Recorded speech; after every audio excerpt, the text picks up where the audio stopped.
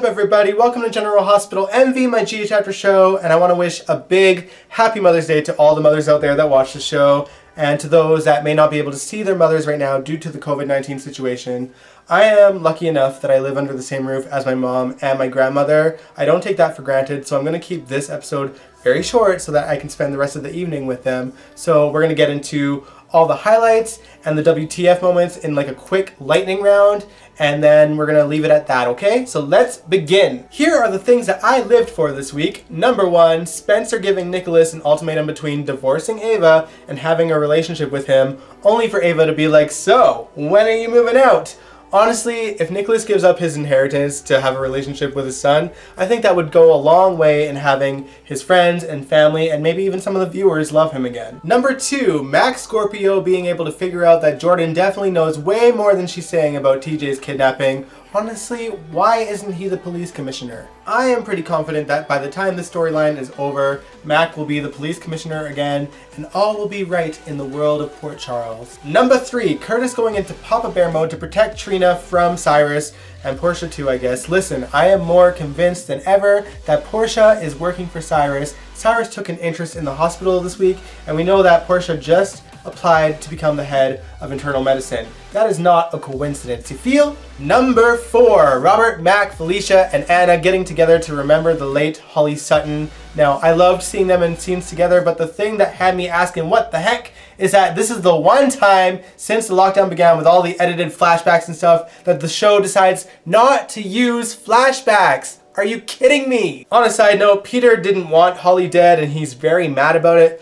but his goons swear that they had nothing to do with it. Anna suspects foul play, so she's going to be looking into it. Hopefully she sees that Peter's involved in some way and that she gets her brains back. Number five, Neil attacking Julian and reading him like a book. Listen, Julian can accuse Neil of using Alexis for sex all he wants, but it still pales in comparison to holding a knife to his wife's throat. And that's the tea. Sadly, because Alexis lied to the court about her and Neil's relationship and Julian decided to put that on blast, Alexis has now lost her job. Way to go, Julian. You messed up Alexis's life again and you were barely even a part of it. Number six, the Davis clan all sharing scenes together and showcasing that all four of them are complete hot messes. And that leads me into something that I want to ask you guys.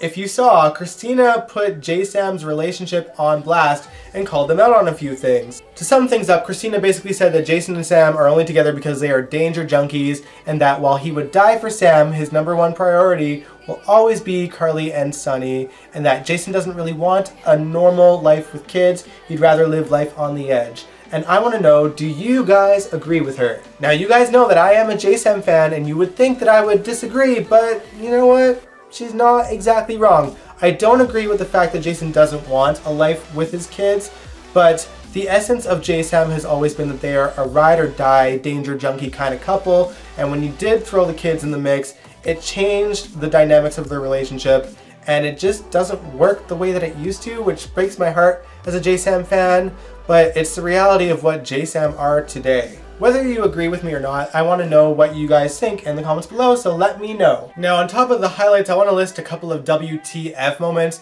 Number one, Brooklyn accidentally punching Sasha in the nose. Did y'all see that punch? That was not an accident. The fact that they're trying to play it off that way is hilarious to me. That was not an accidental punch. And of course, Chase had another reason to arrest Brooklyn again. What can you do, man? Now, the biggest WTF moment for me was that Franco reminded Elizabeth this week that it is almost the 10-year anniversary of Francophrenia at the Mocha, and he looked Elizabeth dead in the eye and he was like, "You might remember that as the day that I framed Jason for my murder."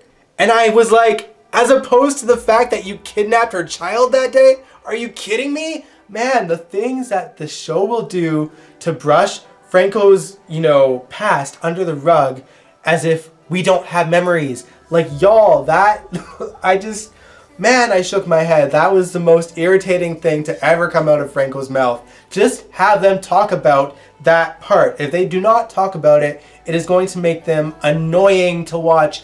This is why I'm not a fan, because they brush the bad things that he did to her and her loved ones under the rug as if they never happened. It's ridiculous. Anyway, those are the highlights and the WTF moments. I hope you enjoyed this show. I am going to spend the rest of my evening with my mom and my grandmother. So if you like this video, give it a big old thumbs up, subscribe if you want to, and I will catch you guys next week. Happy Mother's Day.